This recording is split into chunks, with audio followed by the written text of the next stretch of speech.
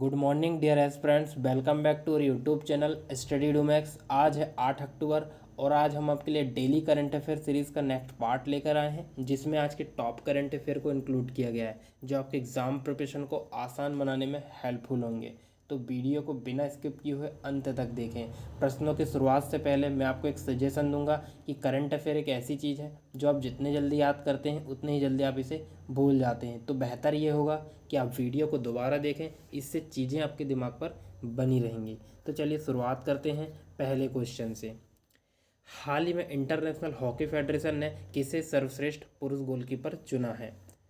तो इसका जो राइट आंसर होगा ऑप्शन बी, पी.आर. श्रीजेश। अभी हाल ही में इंटरनेशनल हॉकी फेडरेशन ने सर्वश्रेष्ठ पुरुष गोलकीपर पी.आर. श्रीजेश को चुना है और पी.आर. श्रीजेश जो है 2 बार FIH goalkeeper of the year पुरस्कार जीतने वाले तीसरे खिलाड़ी बन गए हैं। अब इससे जुड़े कुछ फैक्ट देख लेते हैं कि पुरुष वर्ग में सर्वश्रेष्ठ गोलकीपर पी.आर. श्रीजेश को चुना गया है और यह केरल के रहने वाले हैं। और महिला वर्ग में सर्वश्रेष्ठ गोलकीपर किसे चुना गया है? सविता पुनिया को चुना गया है और ये कहाँ की रहने वाली हैं? हरियाणा की रहने वाली हैं। साथ ही वर्ष के सर्वश्रेष्ठ हॉकी प्लेयर का जो अवार्ड है वो हरमनप्रीत सिंह को दिया गया है और ये कहाँ के रहने वाले हैं? अमृतसर, पंजाब के रहने वाले हैं। अब बात हो रही है फिच की, यानी कि इंटरनेशनल हॉकी फेडरेशन की।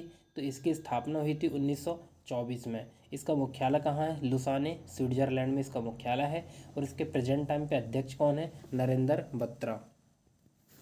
चलिए नेक्स्ट क्वेश्चन। हाल ही में भारत के दूसरे राष्ट्रीय मॉडल वैदिक स्कूल का उद्घाटन कहाँ हुआ है? तो इसका जो राइट आंसर होगा ऑप्शन ए, पुरी। तो केंद्रीय शिक्षा मंत्री धर्मेंद्र प्रधान ने उड़ीसा के पुरी में राष्ट्रीय मॉडल वैदिक स्कूल का शुभारंभ किया है और जबकि पहला वैदिक स्कूल मध्य प्रदेश के उज्जैन में खोला गया है और अभी जो पुरी में खोला है ये दूसरा राष्ट्रीय मॉडल वैदिक स्कूल है। अब इसका उद्देश्य क्या है? इन वैदिक स्कूलों के खोलने का उद्देश्य क्या है? तो वेद विद्यालय स्थापित करने का उद्देश्य भारत में वेदों के ज्ञान का संरक्षण करने के साथ साथ लोगों के बीच इसका प्रचार प्रसार करना है। अब बात हो रही है उड़ीसा की। तो उड़ीसा की राजधानी है भुवनेश्वर। उड़ीसा के मुख्यमंत्री नवीन पटनायक और उड़ीसा के राज्यपाल हैं गणेशी लाल। और बात करें मध्य प्रदेश की, तो मध्य प्रदेश की राजधानी है भोपाल। मध्य प्रदेश के मुख्यमंत्री हैं शिवराज सिंह चौहान और मध्य प्रदेश के राज्यपाल हैं मंगू भाई छगन भाई पटेल। चलिए नेक्स्ट क्वेश्चन। हाल ही में किस राज्य ने औद्योगिक पार्क नीति बनाने के निर्देश दिए हैं? तो इसका जो राइट आंसर होगा ऑप्शन बी, झारखंड। तो झारखंड सरकार ने नई औद्योगिक पार्क नीति बनाने की घोषणा की है। इससे पहले औद्योगिक पार्क नीति झारखंड में 2015 में लाई गई थी, जिसकी अवधि अभी सितंबर 2021 में समाप्त हो गई है, जिसके चलते झारखंड सरकार जो है नवीन औद्योगिक नीति ला रही है। बात करें झारखंड की, तो झारखंड की राजधानी है रांची। झारखंड के मुख्यमंत्री हेमंत सोरेन हैं और झारखंड के राज्यपाल हैं रमेश बैस। चलिए नेक्स्ट क्वेश्चन। 2029 एशियाई शीतकालीन खेलों की मेजबानी कौन सा देश करेगा? तो इसका जो राइट आंसर होगा ऑप्शन ए, सऊदी अरब।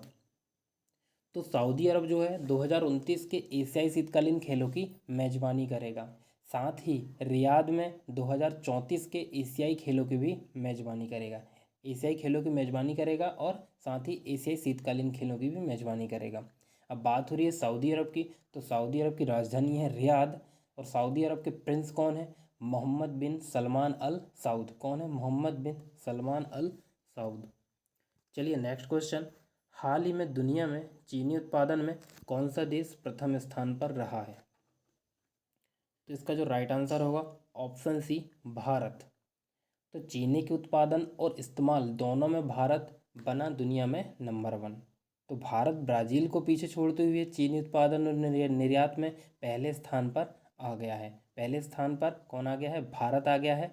इससे पहले पहले स्थान पर कौन था? ब्राज़ील। तो ब्राज़ील को पछाड़ते हुए भारत जो है निर्यात करने में और उत्पादन करने में पहले नंबर पर आ गया है। सबसे ज़्यादा गन्ना कहाँ होता है? तो उत्तर प्रदेश में होता है। अब बात हो रही है ब्राज़ील की, जो दूसरे नंबर पर आ गया है। तो ब्राज़ील की राजधानी है ब्राज़ीलिया और ब्राज़ील के प्रधानमंत्री हैं जे बोल्सोनारो। चलिए नेक्स्ट क्वेश्चन। हाल ही में कहाँ गृह मंत्री अमित शाह ने पहाड़ियों को एसटी का दर्जा देने की घोषणा की है? तो इसका जो राइट आंसर होगा ऑप्शन बी, जम्मू कश्मीर। तो गृह मंत्री अमित शाह ने 3 दिवसीय जम्मू कश्मीर दौरे के दौरान यहाँ पर रह रहे गुर्जर, बकरवाल एवं पहाड़ी समुदाय को आरक्षण देकर अनुसूचित जनजाति यानी कि एसटी में लाने की घोषणा की है। कौन कौन सी जातियों को? गुर्जर, बकरवाल और पहाड़ी समुदाय को, इनको एसटी में लाने की घोषणा की है गृह मंत्री अमित शाह के द्वारा। बात हो रही है जम्मू कश्मीर की, तो जम्मू कश्मीर एक केंद्र शासित प्रदेश बन गया है। जम्मू कश्मीर की राजधानी है श्रीनगर। जम्मू कश्मीर के उपराज्यपाल हैं मनोज सिन्हा। चलिए नेक्स्ट क्वेश्चन। हाल ही में एनपीसीआई ने किस देश में रुपे डेबिट कार्ड लॉन्च करने के लिए समझौता किया है? तो इसका जो राइट आंसर होगा ऑप्शन ए ओमान। तो भारतीय राष्ट्रीय भुगतान निगम एनपीसीआई ने और सेंट्रल बैंक ऑफ ओमान के बीच रुपे डेबिट कार्ड को ओमान में लॉन्च करने के लिए एक एमओयू पर हस्ताक्षर हुए हैं, जिसके तहत जो है दोनों देशों के बीच वित्तीय कनेक्टिविटी को मजबूत किया जाएगा। अब इससे जुड़े कुछ फैक्ट ये होंगे कि इससे पहले रुपे डेबिट कार्ड किन देशों में लॉन्च हुआ है। तो रुपे डेबिट कार्ड जो है सिंगापुर में, संयुक्त अरब अमीरात में, भूटान में, नेपाल में और अभी कहाँ पर लॉन्च हुआ है? ओमान में। अब बात हो रही है ओमान की, तो ओमान की राजधानी है मस्कट और ओमान के सुल्तान कौन है? हैथम बिन तारिक। कौन है? हैथम बिन तारिक। चलिए नेक्स्ट क्वेश्चन। हाल ही में 2022 का रसायन विज्ञान का नोबेल पुरस्कार किसे दिया गया है? तो इसका जो राइट आंसर होगा ऑप्शन डी उपर्युक्त सभी को। कैरोलिन बटोरजी जो कहाँ की रहने वाली हैं? ये यूएस की रहने वाली हैं। बेरी शार्पलेस ये भी यूएस की रहने वाली हैं। और मोर्टेन मेल्डल ये जो हैं डेनमार्क की रहने वाली हैं। इनको अभी हाल ही में 2022 का रसायन विज्ञान का नोबेल पुरस्कार दिया गया है। मैं नेक्स्ट वीडियो में नोबेल पुरस्कार के विजेताओं पर एक सेपरेट वीडियो लाऊंगा, उसे आप ज़रूर देखिएगा। चलिए नेक्स्ट क्वेश्चन। हाल ही में bank of India mutual fund के सीईओ कौन बने हैं? तो इसका जो राइट आंसर होगा ऑप्शन सी मोहित भाटिया। अभी मोहित भाटिया को bank of India mutual fund का सीईओ बनाया गया है। अब बात करें बैंक ऑफ इंडिया की, तो बैंक ऑफ इंडिया की स्थापना 1906 में हुई थी। इसका जो मुख्यालय है मुंबई में है और इसके प्रेजेंट टाइम पे सीईओ कौन है? शांतनु कुमार दास हैं। ठीक है, बैंक ऑफ इंडिया के सीईओ कौन है? शांतनु कुमार दास हैं। और bank of India mutual fund के सीईओ कौन बने हैं अभी हाल ही में? मोहित भाटिया। चलिए नेक्स्ट क्वेश्चन। भारतीय वायुसेना दिवस हर वर्ष कब मनाया जाता है? तो भारतीय वायुसेना दिवस जो है प्रत्येक वर्ष 8 अक्टूबर को मनाया जाता है। इसका राइट आंसर होगा ऑप्शन बी। चूँकि वायुसेना की स्थापना 8 अक्टूबर 1932 को की गई थी, इसलिए हर वर्ष 8 अक्टूबर को वायुसेना दिवस मनाया जाता है। इससे जुड़ा एक फैक्ट ये होगा कि स्वतंत्रता से पूर्व वायुसेना को रॉयल इंडियन एयरफोर्स के नाम से जाना जाता था, जिसे बाद में हटा करके सिर्फ इंडियन एयरफोर्स कर दिया गया। और वर्तमान में वायुसेना के महानिदेशक की बात करें तो कौन है वर्तमान में वायुसेना के महानिदेशक? तो वर्तमान में एयर मार्शल संजीव कुमार इसके महानिदेशक हैं।